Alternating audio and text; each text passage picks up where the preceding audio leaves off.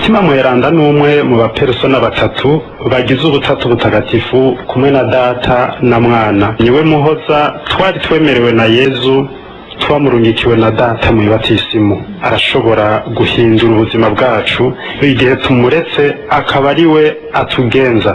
Amazina ya mutima mweranda rero adufasha gusenga twiyibutsa inema n'ingabirano tumuzeyeko. Ariko kandi hariho n'ibisabisho dukoresha tumenyereye byo kuri mutima mweranda. Bimwe muri ivyo bisabisho abakristo barabimenyereye kandi baranabikunda, turanabikunda. Aha novuga nk'igisabisho cyo guhamagara mutima mweranda, ingoma na mutima mweranda, ingo wuzura imitima y'abakwemera n'ibindi. Uwo muhoza rero yatwemereye aza kutugira beranda biciye mu ngabirano aturonsa, araturongora, atwerekeza mu bwami bw'Imana. Nkuko tubisoma mu ibaruwa ryandikiwe Abaromani, Pawulo atubwira ati erega ubwami bw'Imana ntibushingiye ku mfungurwa canke ku nyobwa, ariko bushingiye ku butungane, amahoro n'agahimbare muri mutima mweranda. Nkuko nari ndabivuze turabisoma mu Banyaroma ikigabane ca 14 akarongo k'indwi. Dieudonné Nsengiyumva, berger wa Renouveau Charismatique Catholique muri Paroisse Mukiza Mweranda yo mu Nyakabiga, aradusigurira aho dusenga tuvuga tuti muzirikanyi wowe watwikiriye Bikira Mariya. Uwo muzirikanyi yatwikiriye Bikira Mariya ni nawe adutwikira igihe cyose twakiriye Bikira Mariya mu nzu zacu, mu mitima yacu, mu buzima bwacu. Ibya mutima mweranda tubikura mu ijambo ry'Imana, kuko mu ijambo ry'Imana niho umutima w'umukama ari, niho agendera. Mutima mweranda nk'umuzirikanyi yatwikiriye Bikira Mariya turamubona muri iri jambo ry'Imana muri iki kigabane ca mbere cyo mu nkuru nziza ya Luka, uhereye kuri aka karongo ka 26 gushika ku karongo ka 38. twumva ikiganiro kiri hagati ya Bikira Mariya n'umumarayika Imana yatumye. Hanyuma uyu mumarayika ariko arashikiriza umugambi w'Imana, ivy'Imana igiye kurangura ku isi biciye kuri Bikira Mariya. Bikira Mariya amaze kuvyumva, amaze kuvyakira n'umutima uciye bugufi, kuko yari muri kamere yiwe, mu mutima wiwe atashira imbere vyiwe, yari yaraganye gushira imbere ishaka ry'Imana. Yavuze ati jewe ndumusavye w'umukama nibe nkuko mbwiye. Aho yishuriye iyo ego, mutima w'umukama yaciye amutwikira. Uyo muzirikanyi w'umukama yaciye amutwikira, acara amwuzura wese, amwuzura umutima, amwuzura n'umubiri. Mbere uwo muzirikanyi yamutwikiriye yaciye yibungenga jambo ubwo nyene navuye ngo ego, uyo muzirikanyi w'umukama, uyo mutima w'Imana akamutwikira, yaciye yibungenga jambo. Gutyo jambo yigira umuntu mu mbanyi ya Bikira Mariya. Mbere uyo muzirikanyi aje kumutwikira yaciye amubakura. Uyo mutima, uyo muzirikanyi n'umutima w'urukundo, aca yiyumvamwo urukundo rudasanzwe. Mbere aca arahaguruka, kuko yari yumvise ko mwene wabo Elizabeti aheruka gusama inda y'umuhungu mu busaza, kandi uku kwezi no kwa gatandatu, naho bahora bamwita intavyara kuko atakinanira Imana. Ubwo rukundo Bikira Mariya rwaciye rumubakura, aheje gutwikirwa n'uwo muzirikanyi w'umukama. Hanyuma yiyumvamwo urwo rukundo rurumba, aca aduga mu misozi. Ubwo rukundo rwaramubakuye. Mbere wewe abubu dukunda kumbure kugenda n'amamodoka, ico gihe nta mamodoka yari ahari, nta mamoto yari ahari, n'urugendo yagiye n'amaguru, aragenda ataruha, aja kuramira uwo mwene wabo Elizabeti. Uyo muryango kwa Elizabeti na Zakariya mbega wari umeze gute? Muri inkuru nziza ya mbere nyene mu kigabane ca mbere kwa Luka, uhereye ku karongo ka 5 ukabandanya n'utundi turongo dukurikira, twumva ingene Zakariya yagiye guhereza isenga. Ashitseyo umumarayika Gabriel nyene akamubonekera, akamubwira ko umugore wiwe agiye gusama inda. Mugabo Zakariya agacekereza, agatangwa gusaba ibimenyetso. Bizoshoboka bite jewe ko ndumutama, umugore wanje nawe akabageze mu zabukuru, n'iki ikimenyetso? yarabuze uwo mutima wo kwemera nk'uyu wo kwa Bikira Mariya. Hanyuma Gabriel acamubwira ati ikimenyetso ndaguhaye ugiye kubikiragi. Naha rero nagomba gushika ahagiye kwa Elizabeth na Zakariya, uyo muryango naho umugore wiwe naho Elizabeth yari yibungenze haragahinda, kuko uyo mutama wiwe yari yamaze kubikiragi. Ahantu hari umuragiro muri iyo nzu nta kanyamuneza kahaba, ko nta kintu na kimwe kiba kigenda, nta n'ubuvugisha uwundi. Mwibuke uyu Elizabeth nawe wariwe yari yatwariye imbanyi mu busaza. Mwe mwiyumvire nk'umupfasoni cyangwa umutamakazi yotwara inda mu myaka nka 80 cyangwa 90. Ni ikibazo gikomeye, mugabo iki cabaye igitangaro. Mumva yuko muri uwo muryango nta buzima bwari buhari. Elizabeth murabona inda ya mbere yo mu busaza, ukwibungenge ingene bigoye, byari bimuruhishije cyane, bigaca bitako akagira ingorane y'umugabo nawe amwayira amaboko atakintu na kimwe mumuvugisha. Nta buzima rero bwari buhari muri uyu muryango.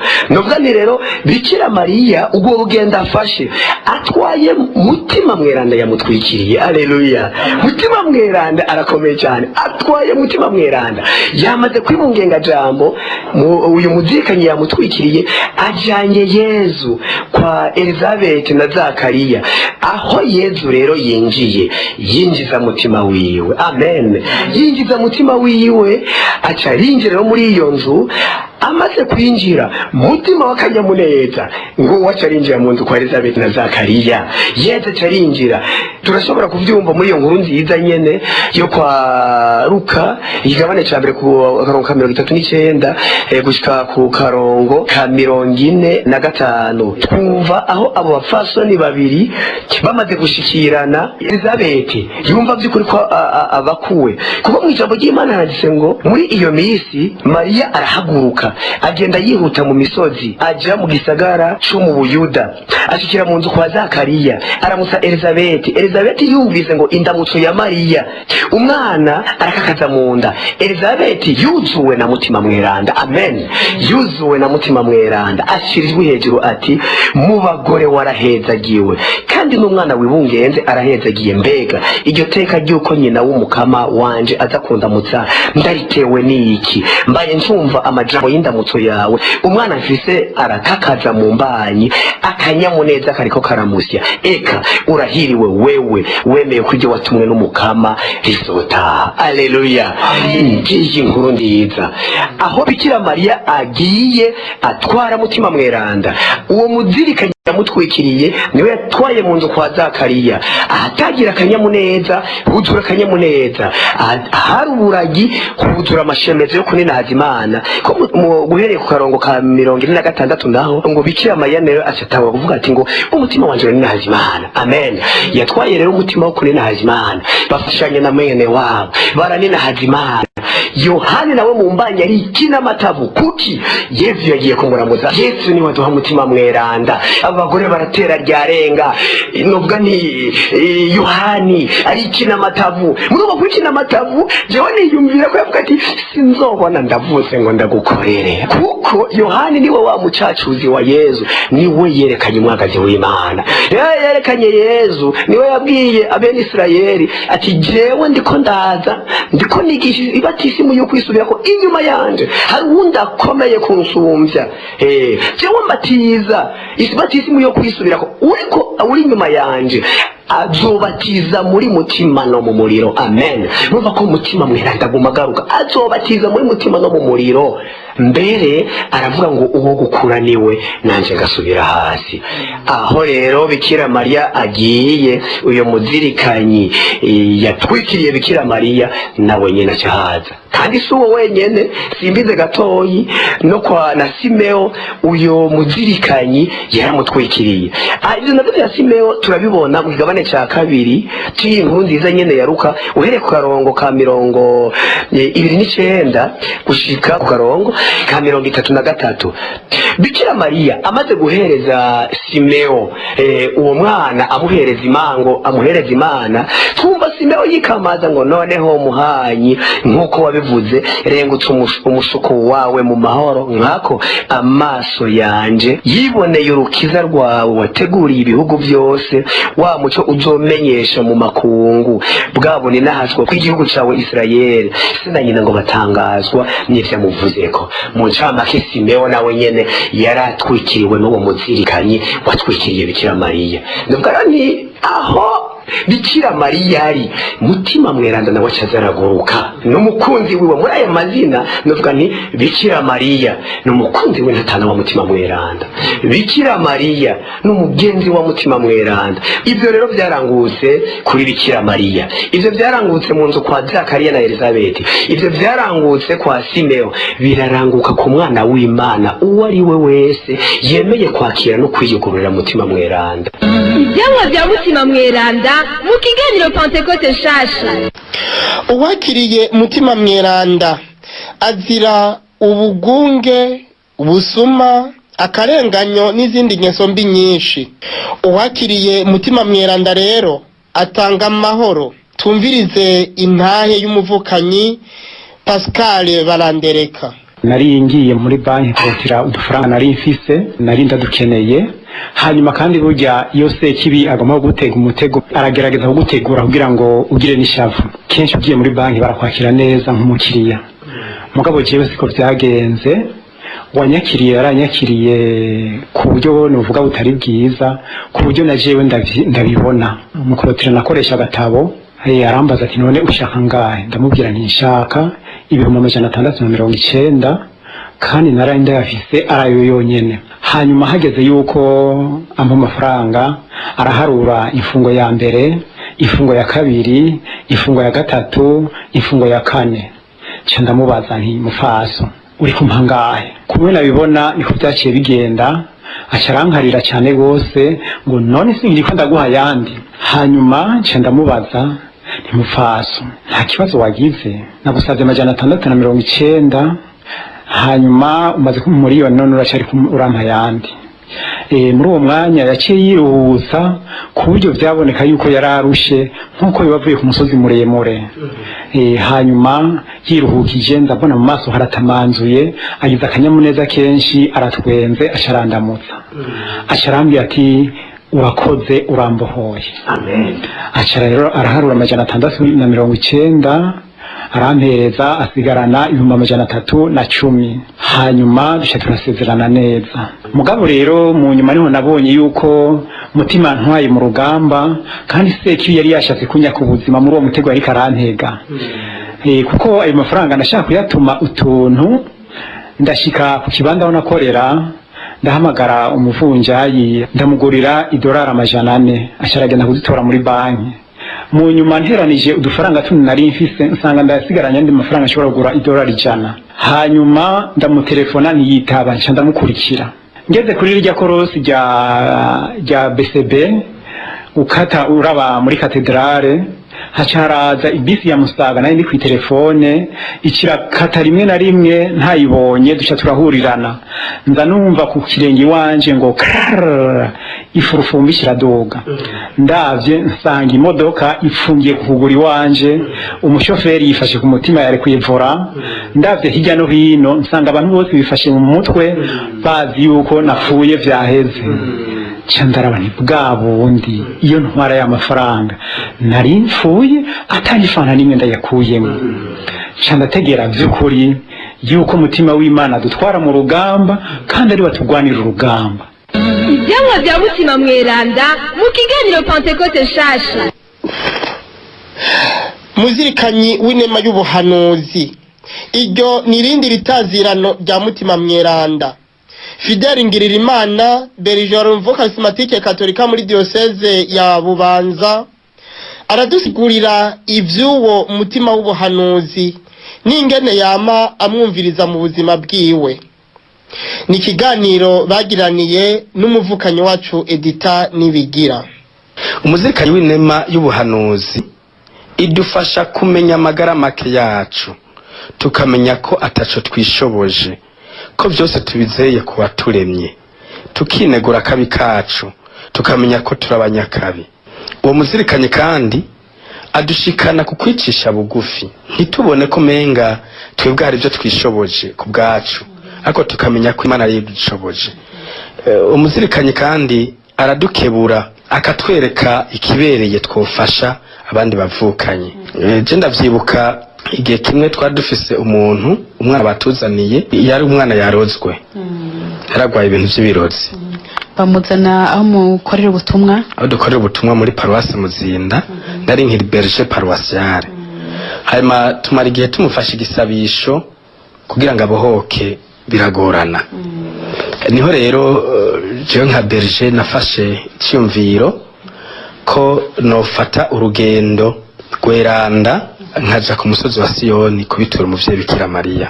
Ico gihe naciye mfata ingingo yo kuva muhira n'amaguru, kuva ku Muzinda gushika muri ville n'ibirometero 15.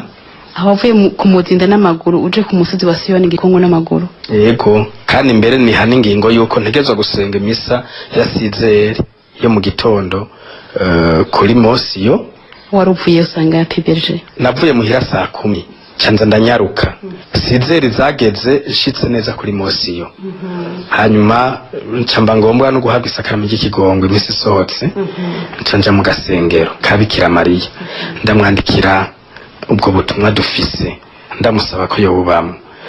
Ndanumva umutima umbwiye yuko yari muzirikanye nyene w'ubuhanuzi, amanuye yuko vyoba vyiza duhinduye igisabisho kuguma dusabira uwo mwana, dusabira uwamuroza. Ego ndataha turashika ndabibwira abavukanye dusangiye ubwo butumwa muri Nwayo, cyarutangura igisabisho cyo gusabira uwaroza uwo mwana.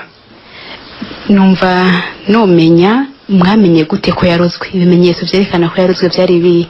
Ego uwo mwana cyerekana ko yarozwe, yaguma avuga yuko ngo hari umuntu amuhamagaye. Umwanya yaradutoroka tugasanga yagiye kumva, yagiye mumva ngo tumubajije ruti none iyo wagiye yari nakayampamagaye. Uwo muntu mwarimo muzi? Umuntu twatumuzi kandi barabinuganuga nyene kari umurozi no mu kibano, kandi wanashaka yari umwuzukuru wiwe, yari yaroze umwuzukuru wiwe. Hanyuma rero benshi baranamaze no kumuhanura, na patiri aguma yari yamaze kumugendera amusaba yuko yohinduka kuko ntiyari bwana batizwe. Mugabo uwo mubibi ntaca yibona ko yavuga mbere gushika naho yabwira patiri ati uracyari umwana ntuzi ivyo mbwira. Hanyuma rero n'abana biwe benshi bari babizi kari umurozi. Yego, hanyuma tangura igisabisho cyo kumusabira. Icabaye rero nuko uwo mubibi, uwo munyokuru yarahindutse, aratuma ko patiri ati uraza unkurireho ibintu biraho ufise. Kandi nta nakimwigeze amenya ko muriko murakora? Kandi twigeze tumubwira uko yigumira hariya muya ntiyigera aja gusenga. Hanyuma rero patiri aradukoranya, turagenda turabikora mu nzu yiwe, turabiturira. Tumaze kubiturira arasengerwa, nawe nyine araboka, mbere arasaba batisimu, patiri aramubatiza. Ariko icyatangaje nuko amaze kubatizwa nta ndwi yaheze ataciye yitaba Imana. Ego, umukama abakoze igitangaro nk'ico. Mwumva ko umuzirikanyi w'ubuhanuzi yari kararondera kungena ducako, atwereke kungena uwo munyokuru yobohoka agashikira Imana, kuko inzira yashaka kumucishamwo kugira ngo abohoke yabaye iyo nyene. Mutima Mweranda turamwita kandi muzirikanyi w'ubukomezi. Twumvirize intahe dushingirwa na Aline Nininahazwe, umukristu wo muri diocese ya Bubanza, paruwase Bubanza nyene. Mu misi heze jewe nagiye mbona umuntu anyandikiye ku telefone yanje. Telefone nimero ndayimenya y'umuntu, mbona ama message menshi anyandikiye, akanyandikira anyagiriza, warambeshe ibi nibi, aravuga ibintu byinshi cyane kandi ibintu bikomeye. Mugabo ndaceceka, mugabo je nkimvira ngo ariko arihenda, nca ndamwandikira ntibite nubwo ntiwo bari kurihenda, nisinzi ko uri kuranyandikira burya je ndi Aline, ngo yego ngo ndabizi ngo kuri Aline, ngo ndabizi nyene ngo ndikone ngo ndabikwandikira ndabizi, murazi ngo wo kubona ngo mwibarabara ngo yogira ngo umuntu asenga, ngo ariko ngo ngene ngo wangiriye ibi bintu ngo sinabigutonako, aravuga ibintu byinshi avuze nyene ngo ndazi kuri Aline. Ncanva nyene mbere ubwo nyene ndatekanye mu mutima, kuko nta kintu kimwe nari ndabizi. arabandanya arandika aravuga amajambo mabi cyane kandi nawe n'umuntu w'umukristo aravuga amajambo mabi cyane mugabo ndafata silence ndavuga nti ubu rero ngire ndeke kuvuga kuko kuvuga menshi nohava sanga mvuze ibitari ibyo ndatekana ndatekereza ndamureka ramanda ari decharge aravuga byose ahejeje ndamubwira ati mugabo je ibyo ntubwiye ntaco ndabiziko ndabizi kubizi ngo mbere ngo byagenze kuno nukuvuga bari karampaye farumasi havyo narenze hanyuma nca ndaceceka nukuvuga aho rero niko ndavugira mutima w'ubukomezi kuko muri ako kanya yarampaye ubukomezi singo nari guhava mpugumbwa canke nkisigura cane canke nkananje nkasanga natewe n'ishavu nca ndasaba mutima mbere ntavuga nti aha rero unkomeze kandi umpe kwihangana nca ndavyakira ndabirarana ndabizindukana ndasubira ndavyirirwana ndasubira ndabirarana muga ku munsi ugira gatatu niho nashavuga nti je numva nkeneye igisabisho ndagenda ahantu hiherereye ndasenga sinagize igisabisho kirekire mugabo ndasenga kuko iyo umuntu yakuvuze nabi uri mwibarabara wumva umenga nturiwe nturi umuntu nyene ncamvuga nti reka ndindire mutima mwenda wenyene niwe azobisigura kuko nagihaye mutima mwenda ndavuga nti wewe ni wewe kugisigura kuko iki kintu numva jewe ntari capable hanyuma rero haheze iminsi nza mbona umuntu aje kibuga rero hari umuntu aheruka gushaya ko yasanze bari bamubwiye ko ari Aline umuntu yitwa Aline yabikoze none yasanze final matari Aline wewe cyangwa ntiyasanze atari jewe nukuvuga muri ako kanya yari agifise ishavu genshi iyo nca nihuta kuvuga nanje byari kuba bitari bimeze neza mugabo kubera nafashe agacerere wewe yaciye urumva yaciye mutima mwenda yaramenye ingena musigurira ngo yasanze yihenze ngurunerere ngo ntumye ngo mugirire ikigongo ntoya nishaka wewe nshaka wenyene naze wenyene twivuganire ngo yagutinye noya ntijeyo ntinyajewe ninaze nta na kimwe hanyuma rero aca turafata umwanya araza arandondera canda nishika ndamugwa mu nda ndamubwira nti witekanire ningo twiyicarira cyo turicara cyo turasenga ndamubwira nti ufise ingorane zihe aca reka aransigura ingene uwo muntu yamukoreye amakosa ikiniki nca ndamubwira nti none ko wari wabishize kuri jewe ko wabonye nta kuvugisha wabyakiriye gute ngo jingo ahubwo musanze atari wewe ngo nagiye mu ndiyumvira ngo yoba yarije ngo mbega mananje ngo ibintu yabyakiriye gute ngo byagenze gute ngo acanuma nca ndamubwira nti navyakwigishije iki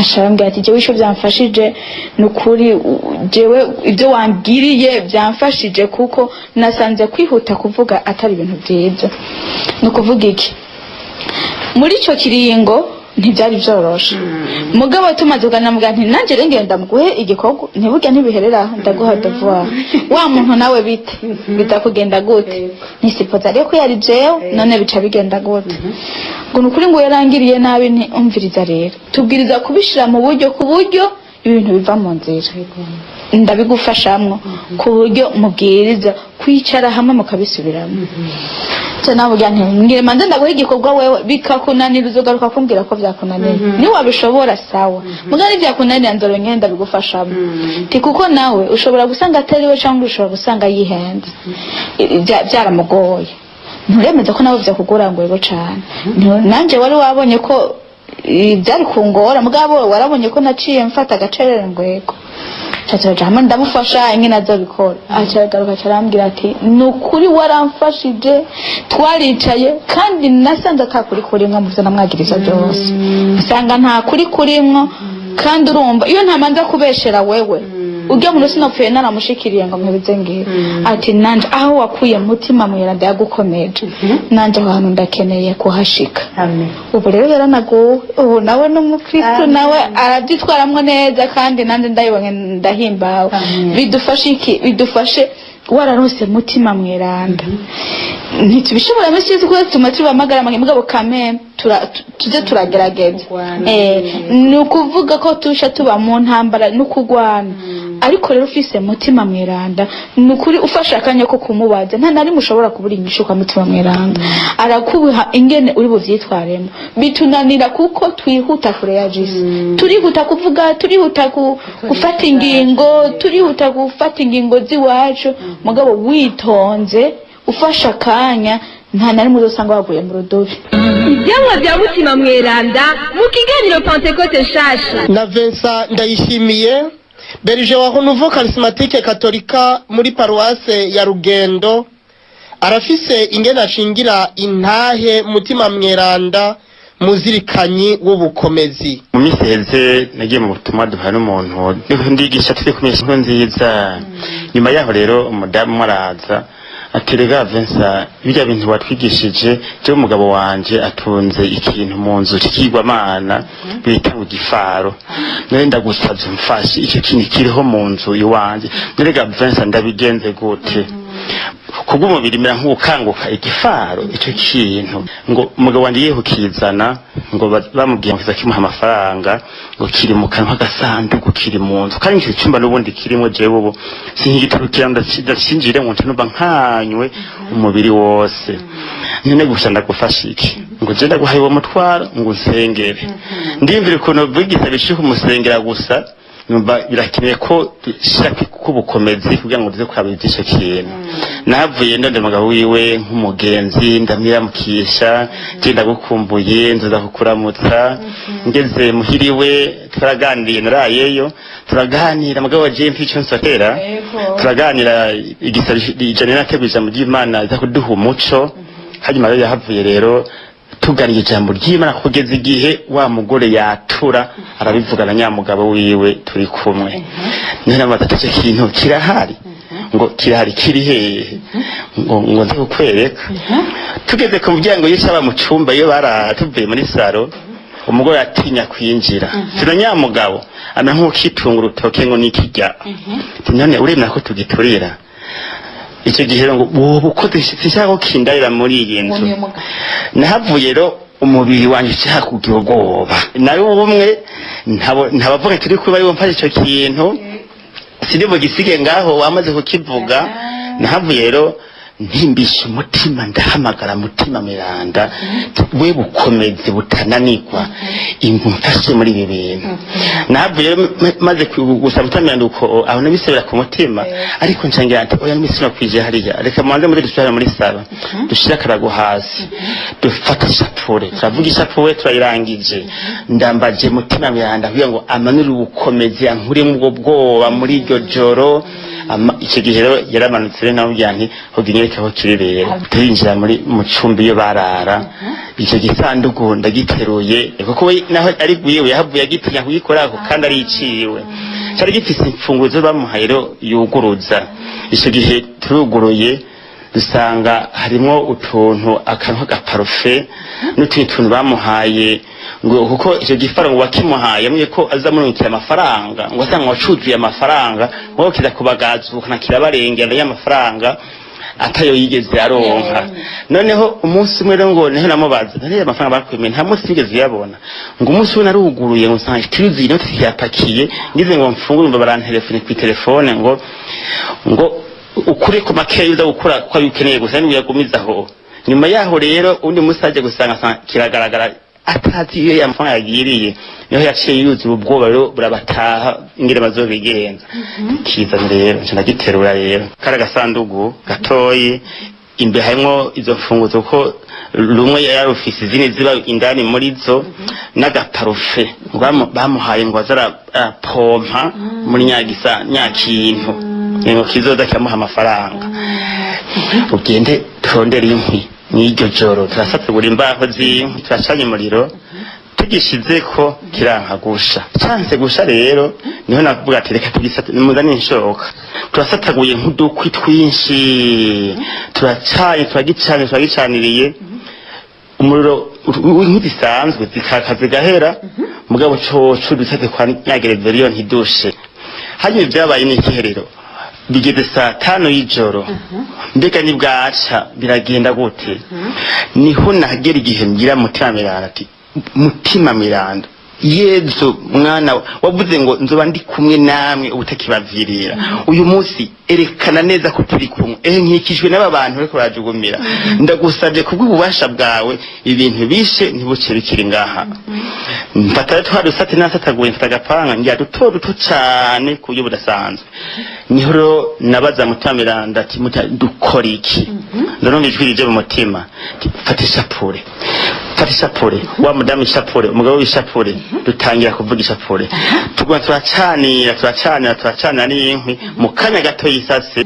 bya bintu byose twadusate nasatagura twace twose hageze isaha 6 zo mwijoro byose birangije gusha turakuburana nyamunyota na njyagufure n'akagaparufe karimwo ncinza guta muri toilette bukeye rero hageze sandwi byose kagira ruwanje rero turadina hazimana ico cyumba bari batinya hogeye twinjire turabe hogi twinjire arinjiramwo ntimbe muci murararo mwico cyumba tabwoba nanje canijyanira hano muri saro hayima imana inahazwe ibyamwa bya mutima mweranda mu kiganiro Pentecote nshasha. Bakunzi ba Radio Maria Burundi ijwi ry'Imana iwacu ijwi ry'Imana iwanyu, ikiganiro ni Pentecote nshasha kigira 153 mu rukurikirane rw'ibiganiro Pentecote nshasha twagiye turabashikiriza. Uno munsi turiko turasozera ibiganiro Pentecote nshasha ku mazina ya mutima mweranda. Twashimye kugaruka ku nyigisho n'intahe zimwe twagiye turashikirizwa. Aho twita mutima mweranda muzirikanyi yuzuza mu mishaha yacu ingeso nziza y'urukundo, Diomede Mujojoma Berger wa Renouveau Charismatique Katolika ku kirimba ca Bikira Maria Igikungu adusigurira urwo rukundo dukura kuri mutima mweranda urwo ariko. Nk'uko tubisoma mu ibaruwa rya mbere ryandikiwe abanyakorinti kigabane ca 13 ndetse nk'uko dukunze kuvyumva canke kubiririmba, urukundo rurihangana, urukundo rugira neza, rwemera byose, rurinda byose, urukundo niruhera. Imbere y'uko ico gitero kiza baba babanje kuvuga ngo naho notanga ivyo mfise byose nkabihaboro, ntafise urukundo ntaco vyomarira. Urukundo rero niryo shingiro ry'ubuzima bushasha muri Kristo Yezu, nibwo nk'uko tubibona nta handi tubukura atari muri mutima mweranda aduha uwo muzirikanyi, kuko muri we turonka inkomezi. Turarisoma mu gitabo cy'ibikorwa by'abatumwa ikigabane ca mbere akarongo k'umunani. Ni kubwizo nkomezi kandi za mutima mweranda abana b'Imana bashobora kwama ivyamwa. Tudafise inkomezi za mutima mweranda ntaco dushobora kwishikanako. Ivyo twiyumvira yuko twokora ntitubishikako, mugabo dufise inkomezi za mutima mweranda turaheza tukama ivyamwa vy'urukundo. Urwo rukundo nago ruva ku Mana tukarusanga muri Kristo umwana w'Imana. Urwo rukundo rwa Kristo rurengeye ubumenyi bwose, nk'uko Paulo avyandikira abanyefezi mu kigabane ca 3 akarongo ka 19. Ariko muri urwo rukundo nyene niho tunengesera umusesekara w'Imana wose. Muri urwo rukundo dusanga muri Yezu Kristo niho tunengesera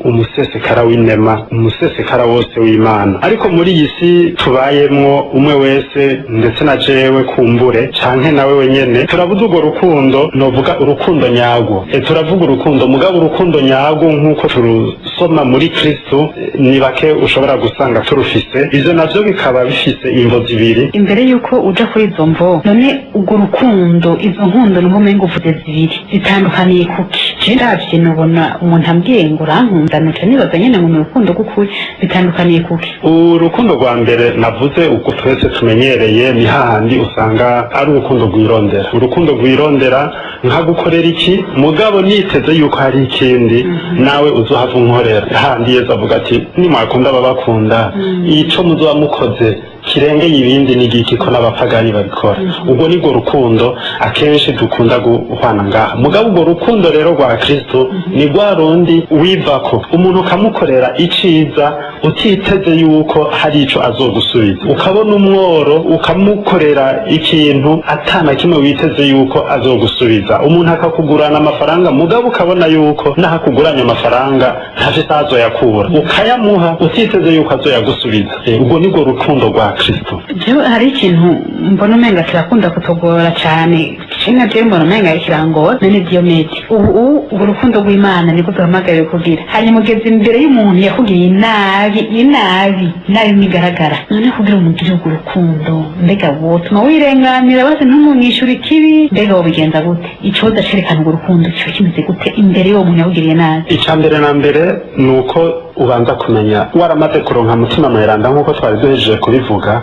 Waramaze kuronka mutima mweranda nk'uko nari mvuze yuko ariwe aguha kwama ivyamwa, niwe aheza akagukoreramwo ico kibi yagukoreye ukakirengera, we ukamukorera ico ciza nk'uko ugikoreye umuntu, kandi umuntu ari mu Imana. Aho muri ico gihe iciza urakimukorera. Urwo rukundo urarumwumvamwo, novuga n'urukundo ruba rurimwo impuhwe. Urukundo rurimwo impuhwe rurarengera ivyo tuba tubayemwo, rurarengera ivyo twapfuye, mugabo rukaraba iciza kiri imbere ko uwo muntu arokoka. Ni ukuvuga iteka ko uyo muntu aronka iteka, kuko uyo muntu amaze kuronka iteka niwe aheza akaja kuninahaza Imana. Imana ntizoshobora kuninahazwa n'umuntu adafise iteka. Ego nari mvuze rero yuko kuri iyi si kumbure jewe canke wewe tubuze urwo rukundo nyarwo, ivyo bikava ku mvo zibiri. Ubwa mbere ni kamere y'umuntu, kubera ntazi gukunda mugenzanje, ndamukunda nirabisha ko nkaguma niraba jewe nyene. Ubwa kabiri kubera kandi ntazi kwemera ko nokundwa, kubera kumbure ubwishime by'amuntu nkunda ntaco dusangiye nawe duhwaniye. Hanyuma kandi ugasanga biravuye nuko kumbure ntigeze nkundwa canke utigeze ukundwa, nawe urwo rukundo ntabeza ngo uruvome. Ubwa kabiri ni kamere k'Imana. Biratugora kubona ko Imana ari rukundo, kuko mu byo tuyitezeko, mu byo tubona umenga ni ibintu by'ibihushane. Biratugora kumva ko Imana ari rukundo mu gihe tuba turiko turababara, mu gihe tuba turiko turambugwa utwacu, mu gihe tuba turiko turagirirwa nabi. Aha kumbure noshinga intahe, hari igenekerezo rya 16 kwezi kwa gatanu mu Kirundi bita Rusama 2018, buca tuja mu matora y'ibwirizwa shingiro. Twari muri nevene ya Pentecote. Jewe mva ku kazi n'ishapure mu ntoki nza ndasoma, mvuye hariya kuri jardin public nja kuri Monsio, hari nko mu 12 gutyo, mfise ishapure ngenda ndasoma, ngeze kuri Nonciatire abagizi ba nabi baramfata, imwe bita kaci. Bankubita kaci, ndiko ndasenga, ndiko mvugira ishapure, bankubise kaci, barankwegeye musi y'ikanivu, baranyambuye udufaranga nari mfise baratwaye. Naramaze nk'ikiringo c'iminota nka 40, ubwenge bwagiye ntazi yondi, mu nyuma ndikangura ndaraba. Mugabo ndashimira Imana ko nsanze impuzu nari nambaye zose ndacazambaye, ibirato ndavyambaye, mugabo njyamye ngaho mu gishanga uko muri ako kanya kavura kariko karagwa. Hanyuma nditegereza ndaraba, nsanga n'impeta ndacayambaye, mugabo ndavye mu mufuko nsanga ivyari mu mufuko vyasanzariye nko ngaho. Hanyuma ndavuga nti ivyo ari vyo vyose bano bantu batwaye utwo dufaranga bari bakeneye, twari na dukeye, batwaye utwo dufaranga bari bakeneye. Hanyuma mu gukengurukira Imana ndavuga nti naho ishapure yatakaye, kuko nari ndayifashe, bamfashe ndayifise mu ntoki, naho yatakaye intoki zose ndacazifise kandi zirakwiye 10. Reka ko nari ngeze ku cibukiro ca mbere, reka mbandanye ishapure yose ihere.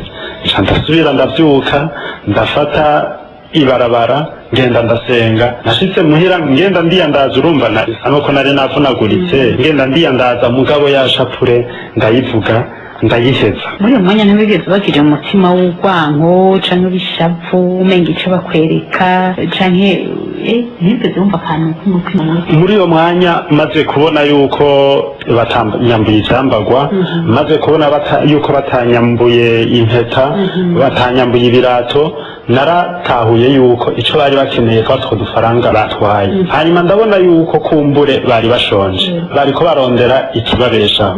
Ahubwo muri uko gusenga nasenze ndabahezagira, ndanabasabira ko umukama yobagirira neza, bakaronka ikibabeshaho, ndetse bakaronka, nariyumviriye yuko bishobora kuva kuri ubu bushomeri buri mu gihugu. Umuntu arondera ingene abaho akabibura, arondera ico yifashisha akakibura, bagaca baja muri ivyo rero. Nkagira nti rero umutima w'impuhwe waravyutse, ndabona yuko ahubwo iyo batarinda no kungirira nabi utwo dufaranga nari kutubaha, batiriwe baranyononera ubuzima, kuko naramaze igihe kitari gito ntavuga. N'ubu burya ndiko ndaririmba hariho amajwi ntashobora kuririmba, ijwi ntiriragaruka. Yego. ibyamwa bya mutima mweranda mu kiganiro Pentecote nshasha. Jeannette Nsavumuremyi bergere wa Renouveau Charismatique Katolika kuri Paroisse Cathedrale ya Ngozi avuga ko muzirikanyi w'ubumenyi n'ubwubashi aragakoni ka misi yose gatuma umukristo atajana nyabahururu mu vyavuga no mu vyakora. Uwo muzirikanyi w'ubumenyi n'ubwubashi twebwe nk'abanaguwe nk'abakristo tubwirizwa kumenya by'ukuri ingene tubandanya kwitwara. Bagerageje barabitanga ariko mu buzima bwacu bwa misi yose iyo dufise uwo muzirikanyi w'ubumenyi biradufasha cyane kuba icuri aho ubaye, kuko n'abandi bakwamurako byinshi, kuko barabona ko utajana nyabahururu, kuko uwo muzirikanyi w'ubumenyi buri muri wewe uragufasha gutahura ibintu, bagasigara bavuga ati mbega ujya bijya bikura hehe, mbega biriko birazana na hehe. Ariko kubera ari banga riri muri wewe, uwo muzirikanyi uragufasha cyane gutahura ndetse ugatanga n'umuco ku bantu baba bariko baragendera mu muzima bwiza, bagasigara bavuga ati je naka impanuro yampaye kandi narayigendeye nabonye ariyo.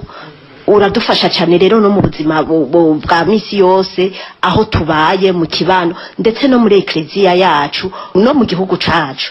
Hama kuri uwo muzirikanyi w'ubwubashi turi mu gihugu kandi ufise iyo ngabirano ntucuvuga ngo nzubaha Imana gusa, ariko twubaha n'abari mu gashusho k'Imana, kuko abo bose iyo dufise iyo ngabirano y'ubwubashi ndetse no mu ijambo ry'Imana baratubwira ati ni mubaha ababaganza mubaha ababagaba.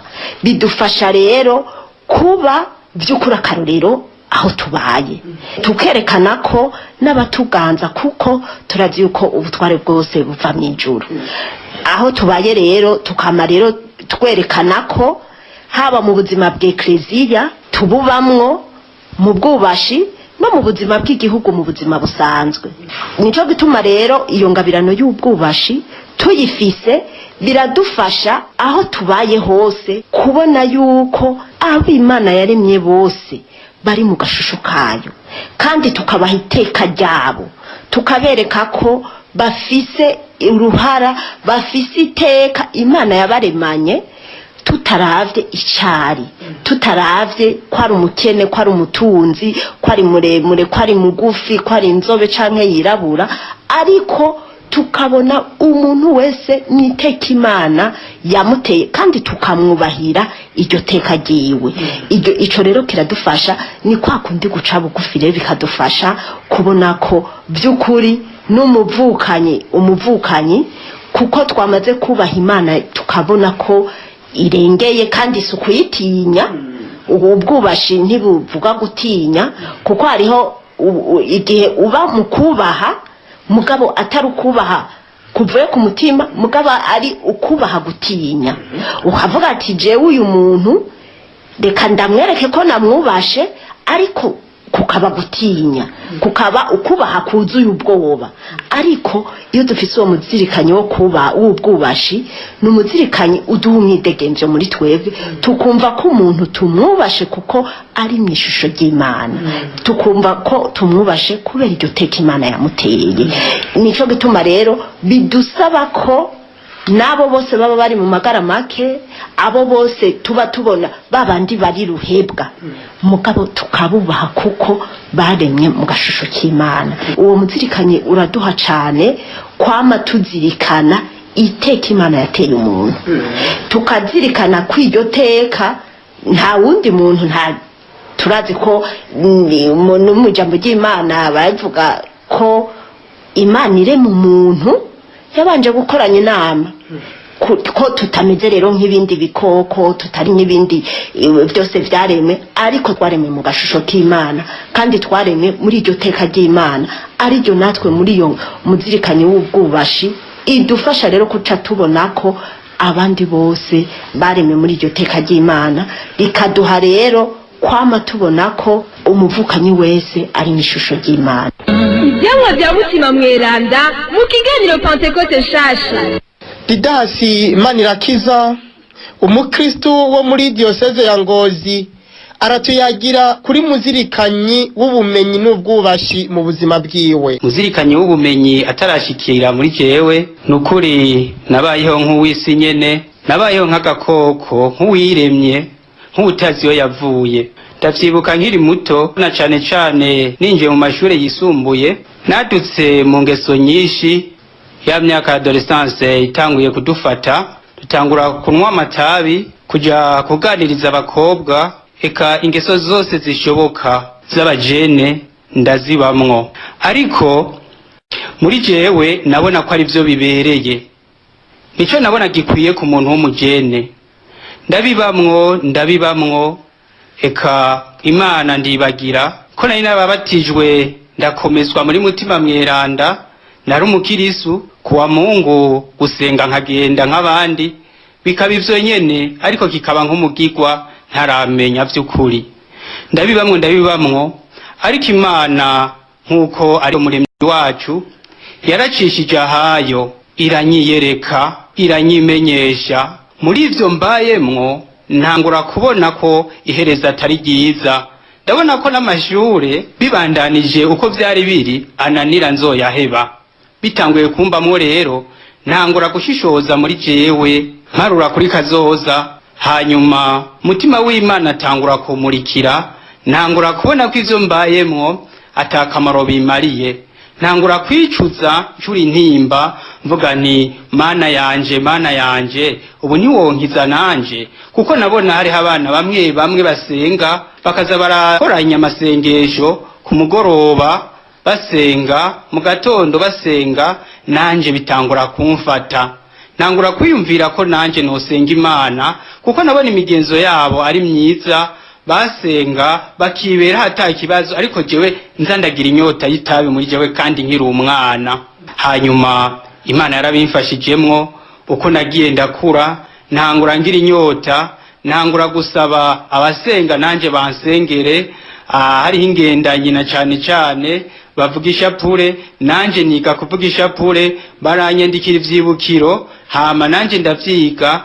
Mpera kuri Mwaramutse Mariya 3 ndashikira Mwaramutse Mariya 10, hanyuma ndabandanya harageraho nanje ishapure sigara ndayivuga niberaho uko. Ntangura kubona rero iyo nacumuye ko agahinda gatangura kuza muri jewe, ntangura kwisabira jewe nyene, inyuma yaho abandi bansabira, nanje ndatangura ndamenya gusenga.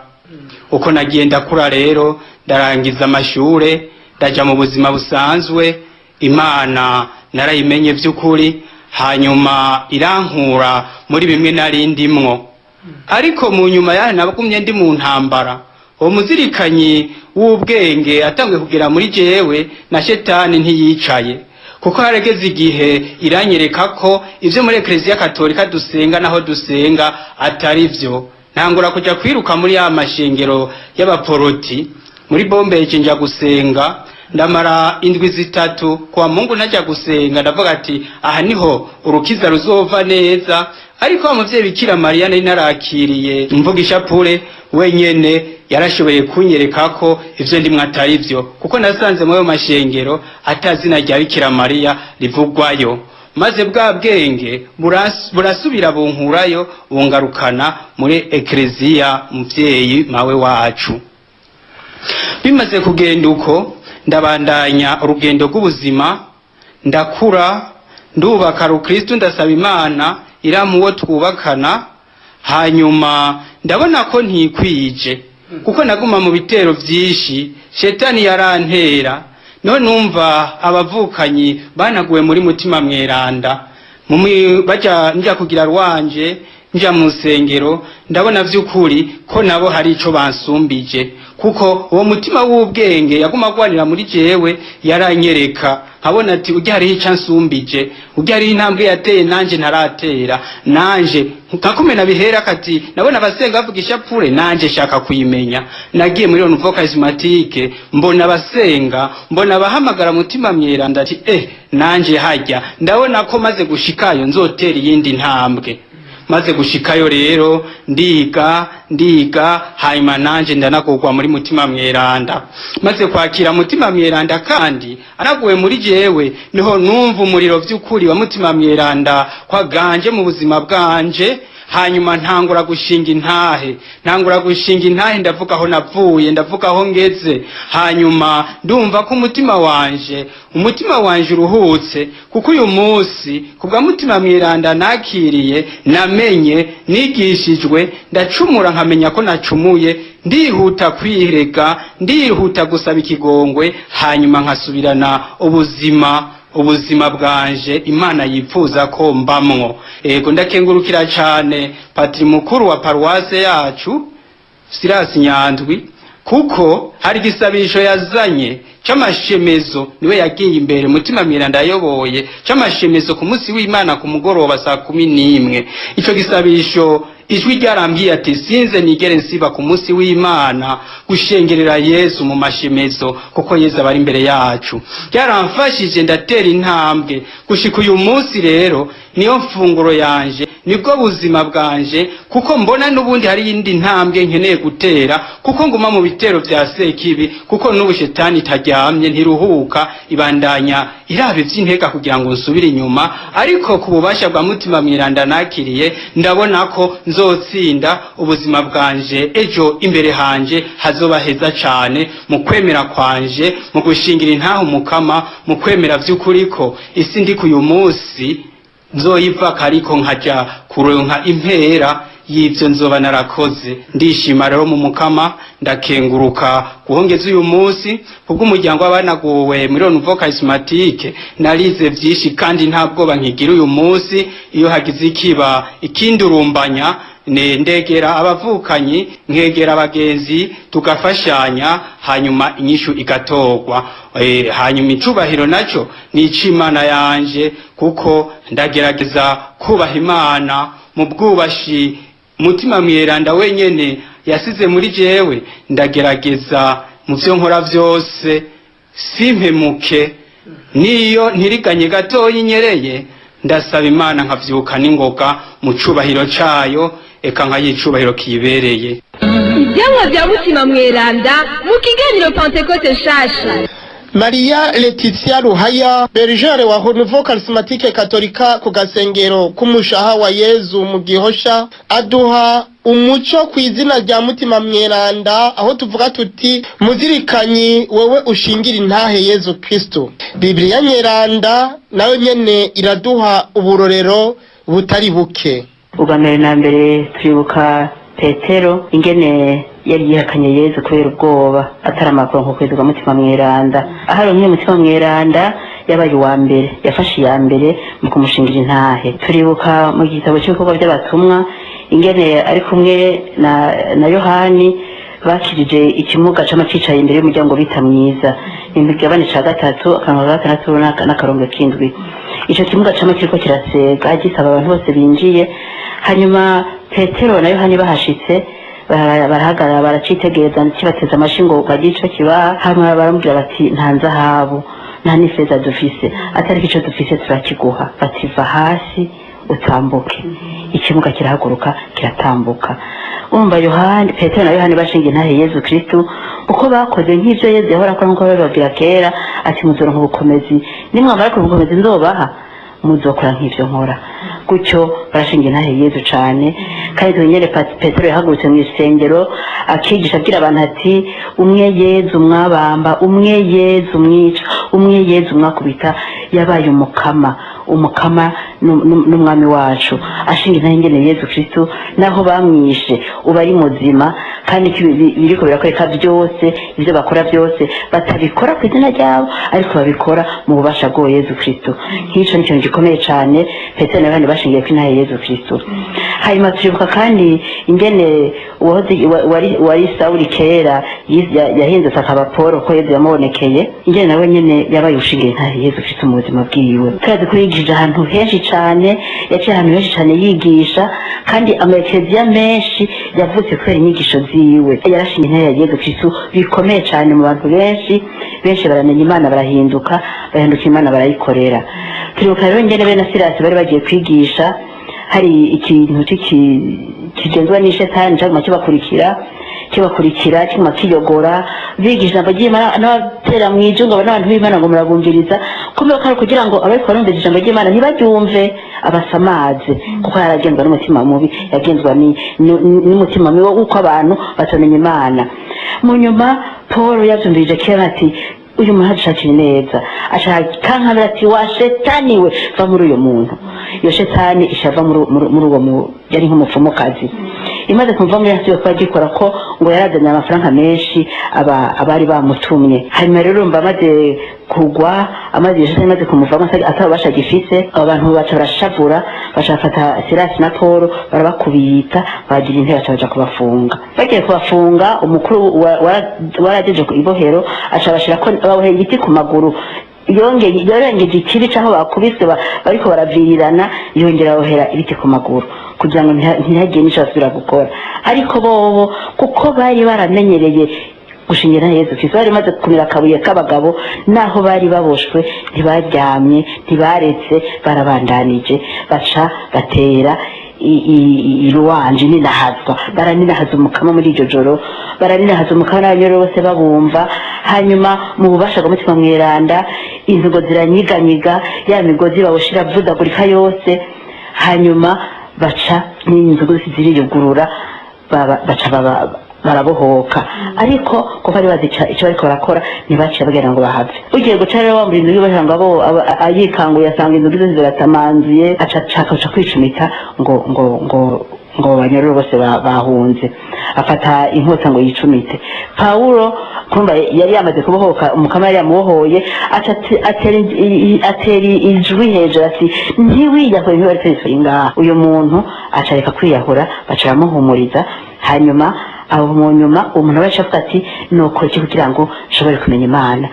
Yaciye n'abavura ibisebe byabo mbere aca batumira niwe aca arabatizwa n'umuryango wose arabatizwa baramenya umukama. Nk'iyo ni ntaho ikomeye cyane tuvoma kuri abo bantu kuri Sirasi na Paul.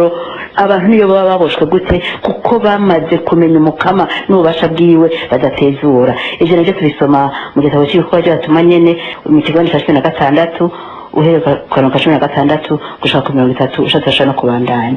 Murumva yuko ni byinshi iyo umuntu amaze kuronka ubukonje bw'umutima mweranda hari ibintu byinshi bimukomeza kandi ntabashigira ubwoba bwo gushinga Yesu. Aratera imbere agahagarara akemanga izina rya Yesu akariyaga hose n'abatari bamuzi bakamumenya kubw'ububasha bw'umutima mweranda. Yego turibuka kandi yuko muri gitabo cy'ubwa byatumwa haraho tuzi umunyetiyopiya ariko aragenda ku kigwingwiri ciwe. Hanyuma rero ariko arasoma ijambo ry'Imana mugabo adatahuye ibyo asoma kuko yapfa gusoma. Hanyuma Filipo aramwegera amaze asimbekije ikasoma nje sino batekana ati ndagatindega ati bavuga mbega ninde atangwa ndogi bavuga ninde ati wo mumbarira. Filipo rero aratangura kumwigisha hanyuma wa wundi bashikiye hari amaze mbega none ati mbatiza ati none ko namaze kumva namaze gutahura ntije batise munanje mbe ukorera Imana. Filipo rero aheze aramubatiza uwo munyetofyane warahinduka abo mukristo mushasha mu bandi. Urumva rero ko byukuri iyo umuntu amaze kumenya Imana acacanirwa kuyimenya no kuyikorera kugira ngo ayimenyeshe abatarayimenya.